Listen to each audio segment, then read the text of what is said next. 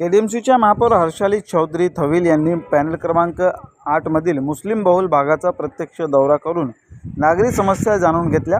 Panel 8 मधील बिस्मिल्ला मशीद, alpha English school या परिसरात गटारांची समस्या, सांडपाण्याचा निचरा तसेच अस्वच्छता पसरली आहे। दूषित पाण्यामुळे नागरिकांच्या आरोग्यास धोका निर्माण झाला आहे। या संदर्भात काँग्रेसच्या नगरसेविका समीना सलीम शेख यांनी महापौर हर्षाली चौधरी यांना पाहणी करण्याची मागणी केली होती। त्यामुळे आज महापौर हर्षाली चौधरी यांनी या परिसराची पाहणी केली आणि नागरिकांना भेडसावणाऱ्या समस्यांना लवकरात लवकर मार्गी लावण्याचे निर्देश संबंधित अधिकाऱ्यांना दिले। यावेळी नगरसेविका समीना शेख, नगरसेविका कांचन कुलकर्णी, काँग्रेसचे अल्पसंख्याक जिल्हाध्यक्ष सलीम शेख, महापालिकेचे सचिव किशोर शेळके, घनकचरा विभागाचे उपायुक्त रामदास कोकरे तसेच स्थानिक नागरिक उपस्थित होते।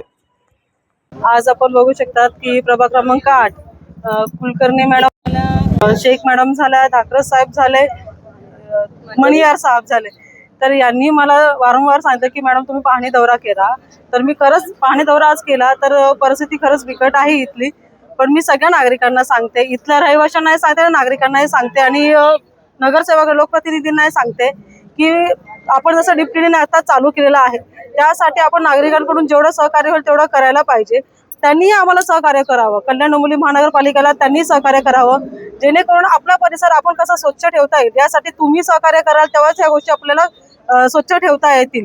आणि मी अधिकाऱ्यांना आज घेऊन आली होती तर अधिकाऱ्यांना मी निर्देश दिलेले आहेत की जेवढ्या लवकरात लवकर तुम्ही ते काम कराल तर त्यांचे ते प्रश्न आहेत ते तुम्ही मार्गी लावण्याचा प्रयत्न करा। उद्या मी आणि आपण आता ह्या ठिकाणी गेलो त्या ठिकाणी मी बघितली परिस्थिती की त्यांना येण्या जाण्याचा मार्ग नाही।